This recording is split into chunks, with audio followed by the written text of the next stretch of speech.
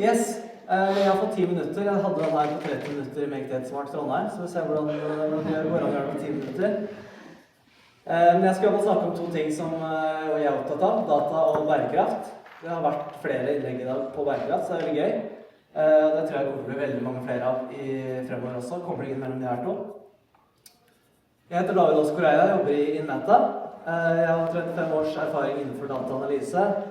Jeg jobber som konsulent, leder, fagansvar, mye forskjellige roller.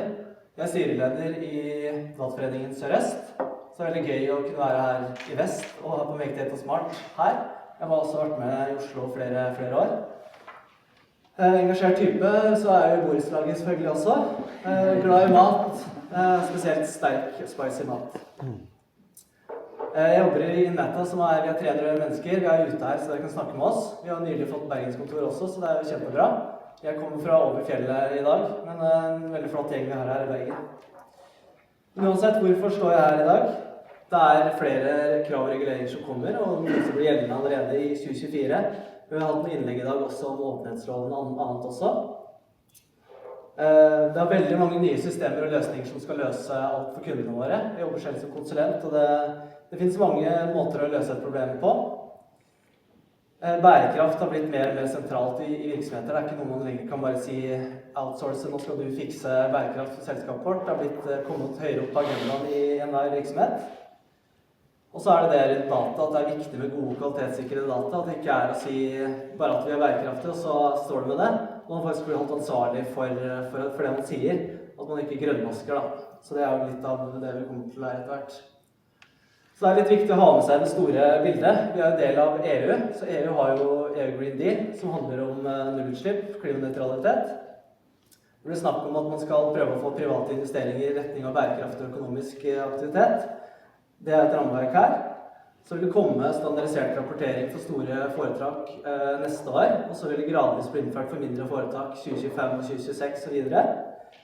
Hvor man blir nødt til å rapportere på relevante bærekraftsdata og vise til standarder. Det vil også være SFRD som gjelder finansbransjen spesifikt, og det handler om at der mye kapitalen flyter, og nettopp for å allokere den kapitalen i retning av bærekraftig økonomisk aktivitet. Så har du EU-taksonomien og klimaregnskap, som også kjenner direkte og indirekte klimautslipp, og tredjeparter, som vi har vært innom litt i dag.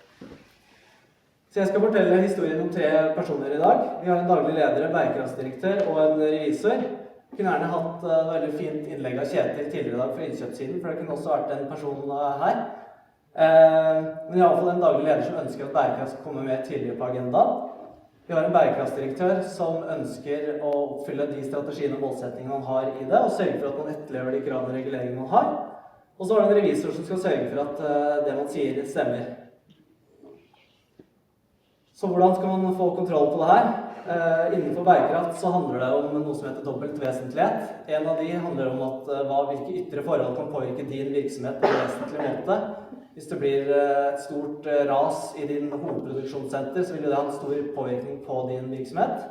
Det andre er hvordan din virksomhet påvirker ytre forhold, for eksempel klimautslipp. Så det er relevant å finne ut hvilke vesentlige temaer som er for din virksomhet. Hvordan er bærekraft integrert i strategi og virksomhetsstyring? Er det noe man sier rundt i selskapet, eller føler man at det er en forankring i sentralt i styret?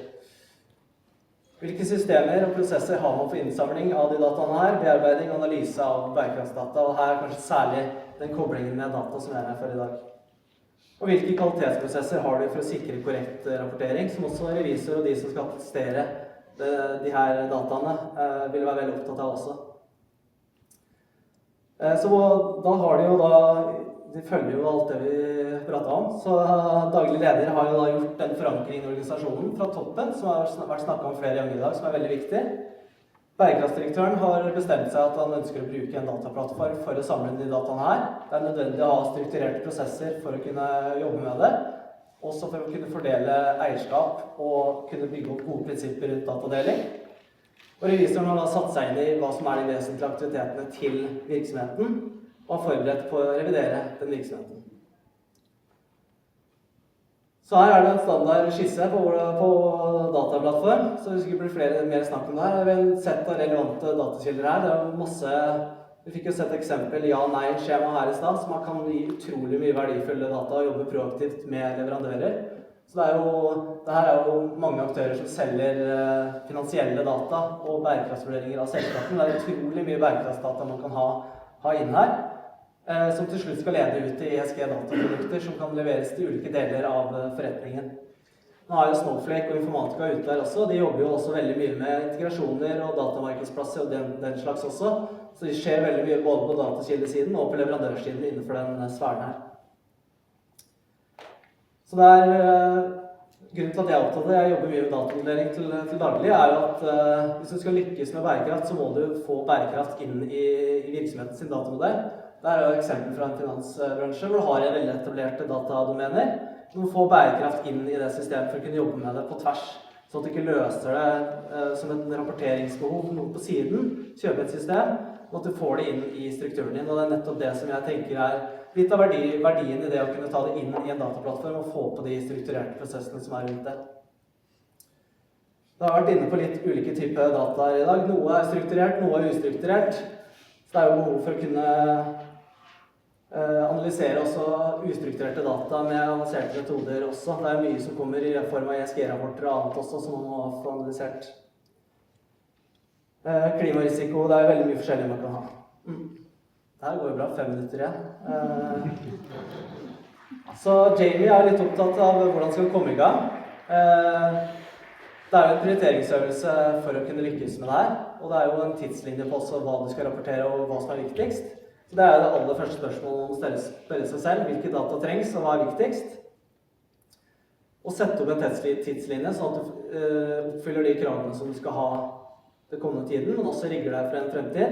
Både det som er de harde kravene, men også de målsettingene for å sikre at du lever opp til de målsettingene du har satt for din virksomhet. Du må få med hele organisasjonen. Det har vært snakk om flere ganger i dag.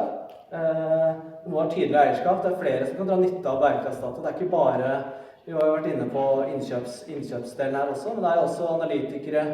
Er du i en bank, så vurderer du jo selskapet ut fra hvordan du gjør det her. Du kan ha det fra eierstyringsperspektiv. Det er veldig mange måter å jobbe med bærekraft på. Så det at man har tydelig eierskap rundt de ulike prosessene er veldig viktig. Og så er det jo da å etablere og starte opp med prosjektet. Og har man en infrastruktur på plass, har man folkene som er på plass, så er det jo bare å sette i gang noen gode use case, sånn som vi hadde fra Berenberg tidligere i dag. Sette opp noen skjemaer, begynne å jobbe litt aktivt med det her, og få det inn som et verktøy som du kan bruke i arbeidshverdagen din. Og det er litt av tanken med de 3 personene her, at man går litt fra det å levere den bærekraftsrapporten på vårparten til å kunne ha det aktiv styring i sin virksomhet. At man har kvalitetsprosesser som er typisk i innlasting av data. Vi har hatt medaljongarkitektur flere ganger oppe i dag. At man kan anvende veletablerte metodikker rundt data på bærekraftsdata også, vil kunne tilføre veldig mye bra verdi i det bruken av de dataene. Revisor blir også fornøyd, fordi du har dokumentasjon og historikk på dataene. Så hvis du sier at du skal være klimanøytral innen 2030, så kan man følge opp den ganske godt. Så er det en rekke gevinster. Dette er jo egentlig klassiske gevinster innenfor dataplattform. Men du har jo fått en forankring internt i organisasjonen. Du har fått standardisert, automatisert og dokumentert prosessene rundt data. Du har en felles datakilde for bærekraftsarbeid i en virksomhet. Som jeg skjønte i stad, når for håndsopprekning så er det flesteparten her fra IT-siden. Men det her er jo egentlig veldig mye fra en forretningsside den presentasjonen her er bygget fra. Men det at de har en datakilde som man kan jobbe på tvers er jo veldig viktig. Man har fått tilført kvalitetsprosesser på dataene, man kan jobbe med datakvalitet på en strukturert måte. Man har tilgang til historiske data. Det er ikke en Excel-database som du har Excel 2022 og så er det 2021 og går tilbake, men du har fått den strukturert på en god måte. Du har fått frigjort tid fra analytikerne. De her ønsker å jobbe med de dataene her. De ønsker ikke å sitte og slå sammen ark og innhente data fra ulike virksomheter og innhente rapporter. Og fått automatisert det i tillegg, så du kan også bruke testing og de verktøyene du har på det. Og så har du til slutt da gått fra den reisen fra å kunne bare jobbe litt statisk rapportering, men at du også kan ha litt mer løpende oppfølging og styre etter de dataene. Så vi fikk et veldig bra eksempel på hvordan de gjorde hos Berenberg tidligere i dag. Og det var, jeg greide det på 10 minutter, så takk for meg. Jeg heter David, og jeg hjelper kunder å realisere verdi fra data.